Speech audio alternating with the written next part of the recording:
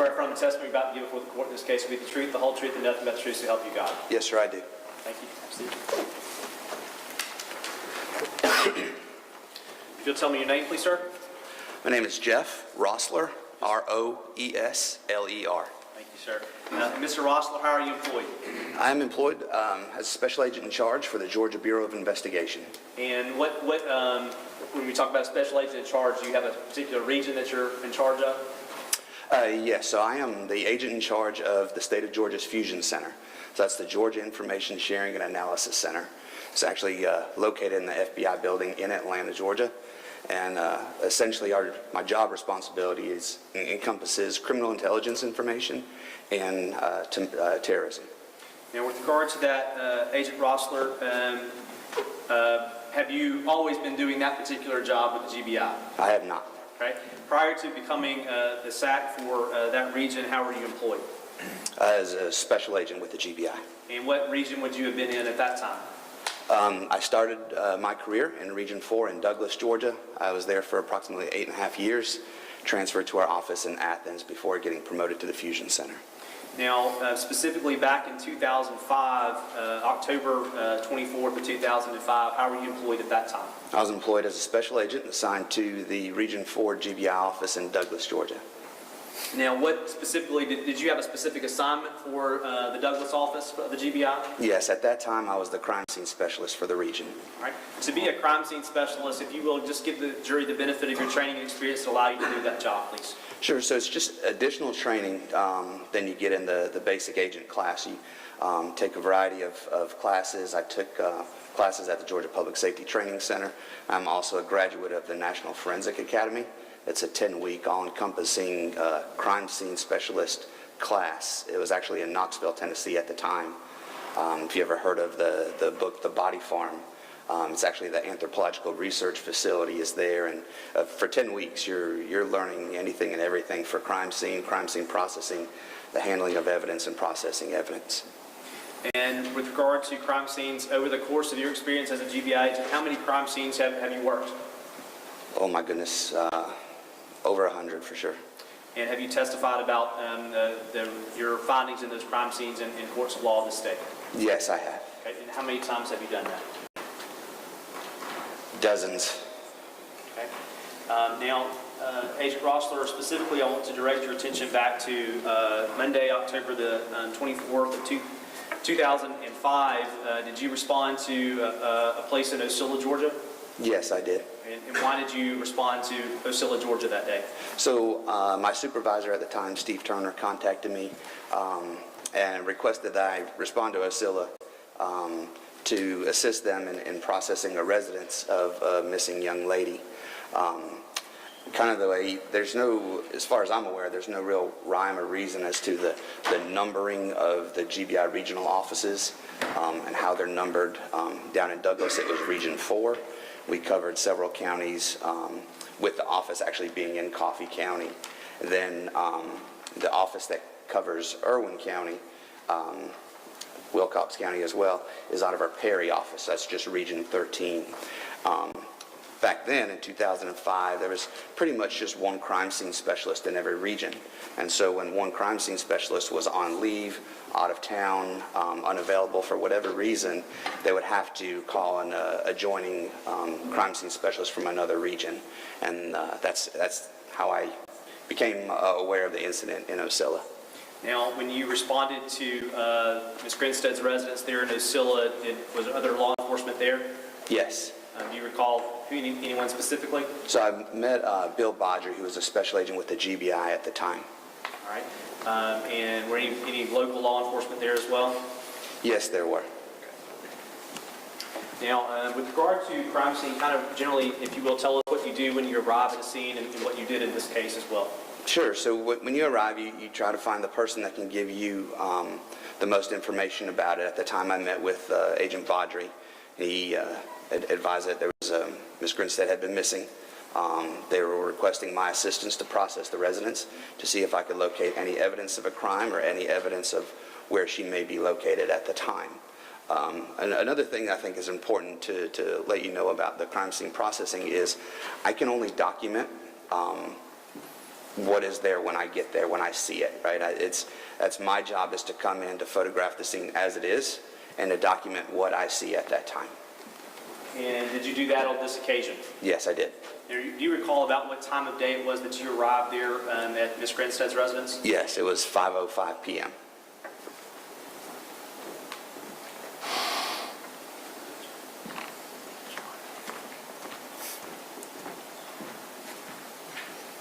And when you got there to the residence, did you photograph the residence? Yes, I did. Did you notice any signs of forced entry at the residence? I did not. And when I say forced entry, kind of tell me what I mean, what you understand when I ask that question, what that means. Sure. So what I believe forced entry to mean to me is you would see a window broken out, you would see a door that was kicked in, or some type of force to a door frame, to a door, to a locking mechanism, something like that. To say a lock was not manipulated, I can't do that. But there was no brute force to any of the doors, to any of the windows when I got there. That's what I noted. I'm going to show you a series of photographs being State's Exhibits 9 through 23, and ask if you'll look at each of those, please.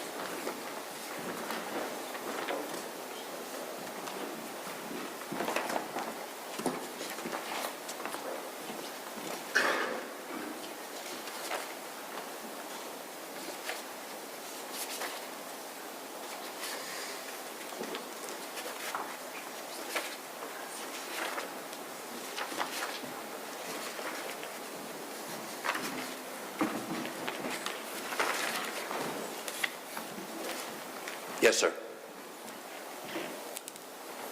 How are you familiar with each of those photographs? I took these photographs and they were just transferred to a disc and then printed out. And generally, what do each of those photographs show? The exterior and interior of the residence, Ms. Grinstead's residence. And do each of those photographs, State's Exhibits 9 through 23, truly and accurately depict the scene as you saw it there at Ms. Grinstead's residence? Yes, they do. At this time, I would tender State's Exhibits 9 through 23. Any objection? No objection, Your Honor. All right, they're admitted. Did I misnumber? Well, it's already been entered, but I just let you know. Yes, ma'am.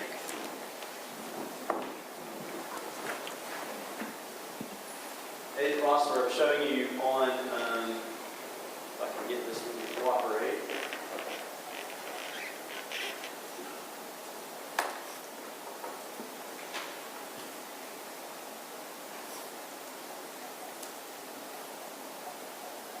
Are you able to see that photograph? Yes.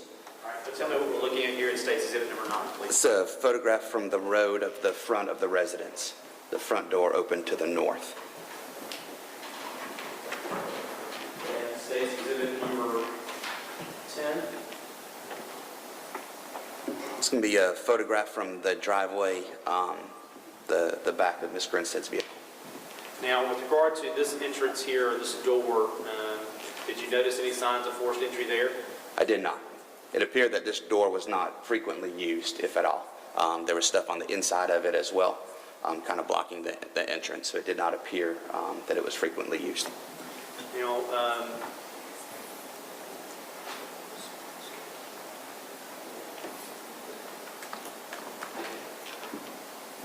with regard to going inside the residence, can you just kind of generally describe what the residence, the overall makeup of the residence, please?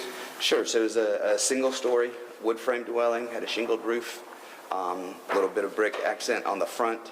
There was an uncovered front porch. That's where the front of the front door to the residence was. When you entered into through the front door, you actually entered into the living room area.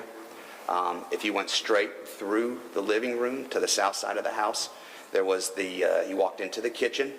Back in the south east corner, essentially it's what you're looking at through the wall is going to be the laundry room. Going towards the west side of the house, it was essentially four larger rooms. So the back corner of the house would be the southwest corner of the house. It was going to be a spare bedroom, computer room.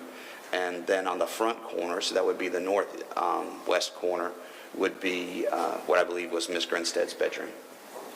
With regard to going into the interior of the home, did you notice anything inside the interior that caught your attention? No, it was fairly well kept. It was clean. Didn't notice anything of evidentiary value as I processed the scene throughout those rooms. Okay.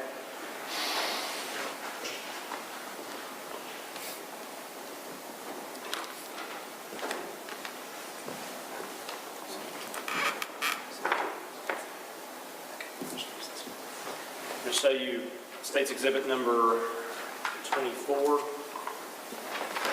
Yes.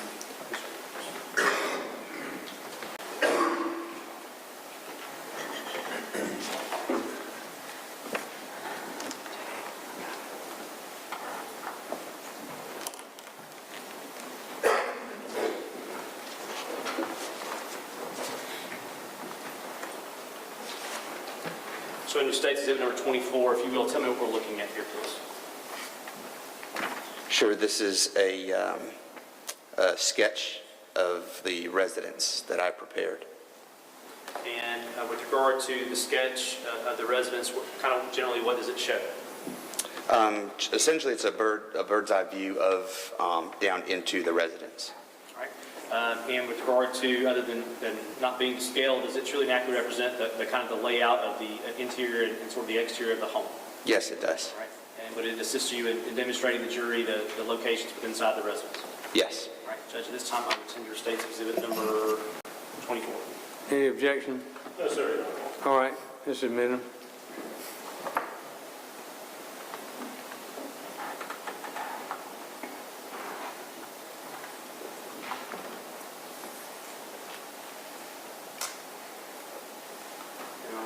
Agent Rosler is showing you State's Exhibit number 24 on the screen there. Are you able to see that? Yes, sir. All right. If you will, if you can see where my finger is, tell me where we're going in here and about this room here. Sure, so that would be the front door entering into what I consider the living room area.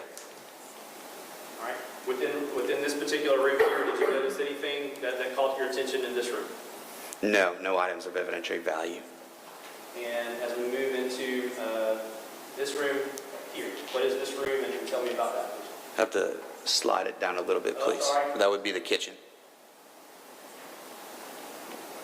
And anything in the kitchen that caught your attention?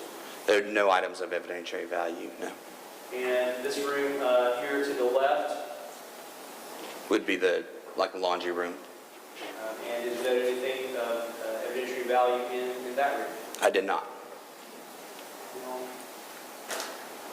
For this direction, tell me where we're going through here. Sure, we're heading down to the west side of the residence.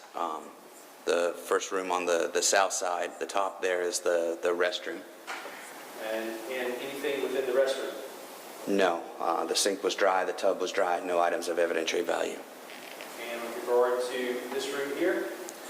That would be what I assume would be like a spare bedroom and computer room. There's a computer in the northwest corner of the room on the computer desk.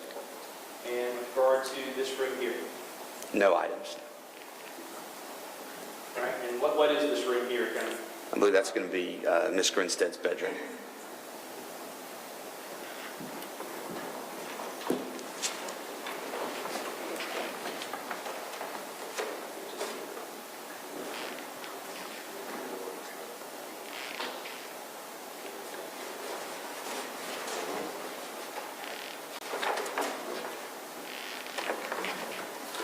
Now, with regard to this bedroom here, I want to show you a couple of items or photographs that have been previously admitted in evidence. Show you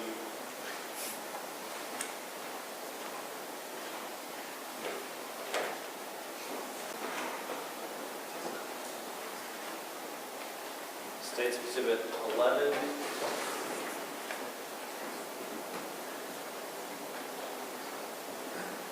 Tell me what we're looking at here, please, sir. Sure, so that's a medium-range photograph taken from the doorway of the bedroom straight to the north side or the front side of the house.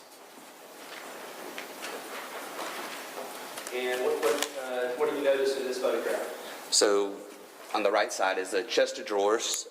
You can see how the top drawer is open a little bit, as well as the bottom drawer. They're pulled open.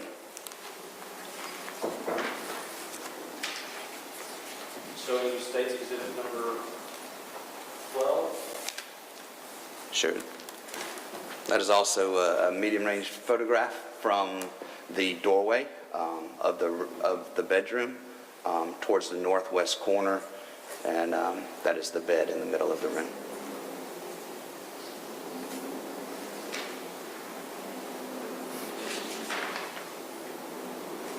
State's Exhibit number 13. It's another medium-ranged photograph from just inside the door of the bedroom, going towards that little chest there is at the foot of the bed, panning towards the floor, towards the west side of the room.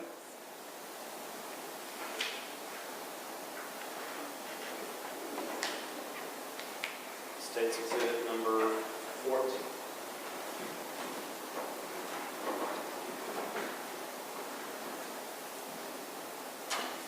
That's another medium-range photograph from here. I'm actually on the far side, or the north side of the bed, so the front of the house would be to my back, shooting back across the bed into the, I guess would be the southwest corner of the bedroom.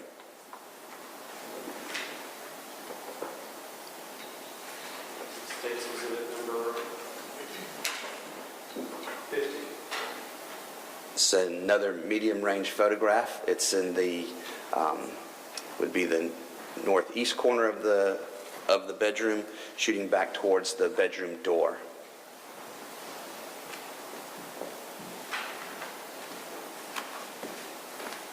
State's Exhibit number 16. It's going to be a closer range photograph of the chest of drawers. Right inside, it's on the east wall of the bedroom, right when you walk into the door. That was that chest of drawers right there on your right, and this is the jewelry on top, and also shows the top drawer being pulled open.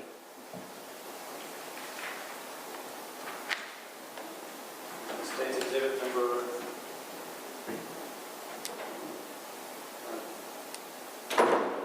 State's Exhibit number 17. Sure, this is going to be a closer range photograph of that same chest of drawers. It's going to be further down, showing the bottom two drawers, the bottom one being pulled out a little bit more, and some clothing and shoes. They're on the floor in front of the chest.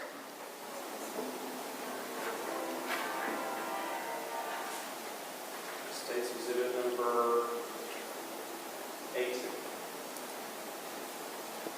It's another mid-range photograph from the northeast corner, shooting back towards the southwest, and that's going to be the south wall of the bedroom.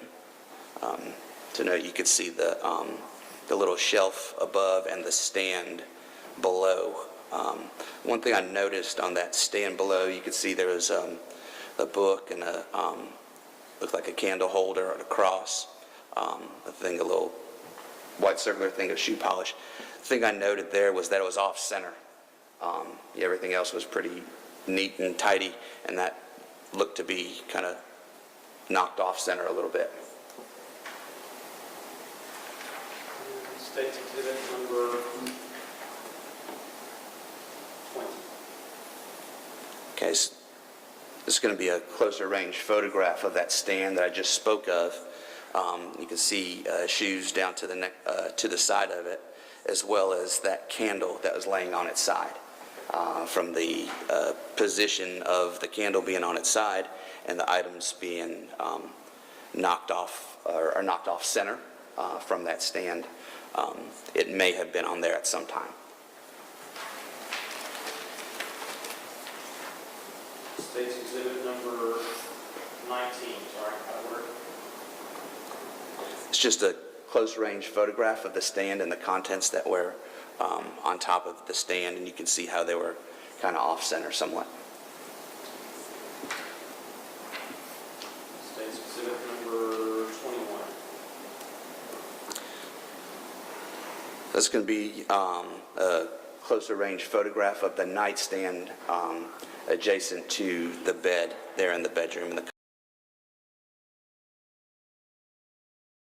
Right on the nightstand, did you notice anything with regard to the lamp? Sure. So the lampshade was actually canted a little bit towards the east side of the room, if you will. So it was kind of leaned over a little bit. I looked up under it, and there's a little plastic piece underneath the light bulb, and it was actually cracked, and that's why it was canted a little bit. State's exhibit number 22. Just another closer range photograph of the lamp showing the angle of which the lampshade was canted. And State's exhibit number 23. So if you recall, there was a white comforter on the bed. There's no evidence when I looked at it the way that it was. When I started pulling it off and examining it further, located what appeared to be blood. So that's a close range photograph of the suspected blood that was located on that white comforter on the bed. And with regard to when you noticed the blood on the comforter, what did you do with that item, H. Wrestler? Photographed it and collected it as evidence. Okay. And when you collect it as evidence, what does that mean that you do with it?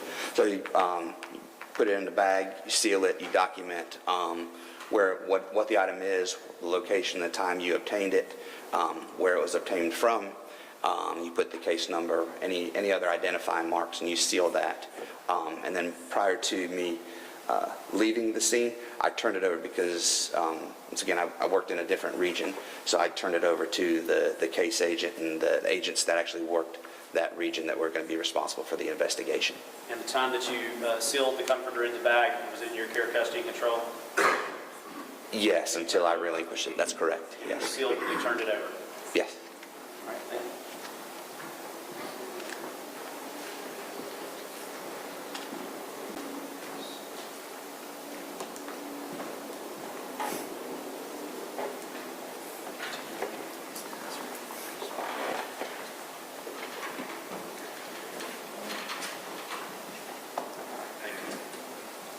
Agent Russell, I want to show you, it's kind of hard to see on the screen earlier. I'm showing you State's Exhibit number 25. Are you able to see that? Yes. And what is State's Exhibit 25? That's the sketch that I drew is just blown up and printed out. All right. And with regard to this exhibit number 25, is it just an enlargement of State's Exhibit number 24 that you described for us earlier? That's correct. It is. All right. And would this help in you demonstrating to the jury where you found those items in those rooms where they were located? Sure. Judge, we tender State's Exhibit 25. Objection. All right, this is minimum. Agent Rosser, if I can have you step down for me, please, sir.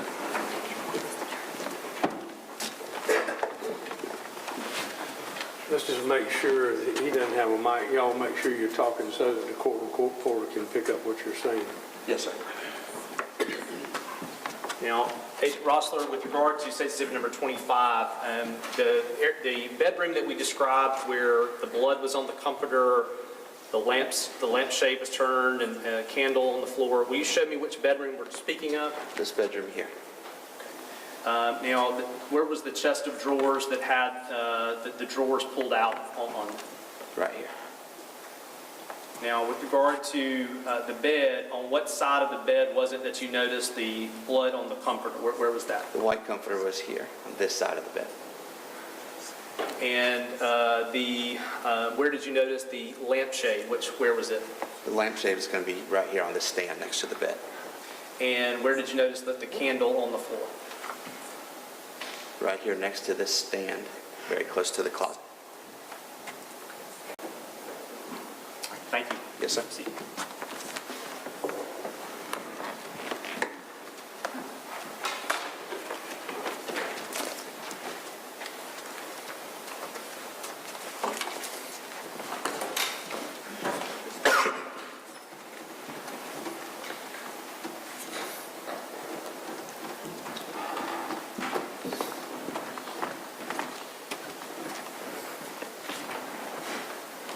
No further questions. Mr. Fox, you may cross-examine the witness. Just briefly. Good afternoon, Agent. Good afternoon, sir. I believe you said that your primary job that day was processing the scene, collecting and documenting evidence That's correct. so it can be analyzed. And initially, when you walked through, I believe you said you didn't see anything that really jumped out at you. That's correct. For example, you didn't see any signs of forced entry at the door. That's correct.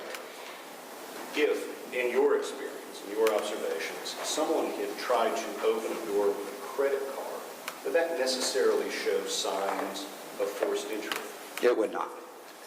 It'd be different than if somebody kicked in a door and used a crowbar or something like that. That's correct, yes. And as you worked through the scene, you testified you found some things that jumped out to you. For example, exhibits, I believe that 19 and 20 showed a stand, a pedestal with items that were off-center and a candle that was on the floor. That's correct, yes. And when you had gone through the house, did you find other places where there were things like candles on the floor? Did that really seem out of place? It was something to note. It was a stand there in the room. It looked off-center, and there was a candle on the floor laying on its side, so I documented it. That's what I saw, yes. And then same with the lampshade. I think we saw that in exhibit 21. That's something that stood out to you, that the lampshade was off-center and part of it inside was broken. Yes, it's worth noting in my opinion. And then the same with the blood. That was an important find, was it not? I believe so, yes. Because although you were there for what has been reported as a missing persons, taken collectively, these things, off-center pedestal, candle on the floor, lampshade that's broken, blood on the comforter, could collectively suggest that there had been a struggle or an injury, correct? Could, yes. And that's important because if a struggle occurred, someone had been injured and bleeding, that may take the case away from being a missing persons case into an incident where there had been an assault, perhaps an abduction, or even a homicide, correct? That's correct. Thanks, sir. All right, you step down. Thank you. Thank you. You can call your next witness. State calls Randy Hudson.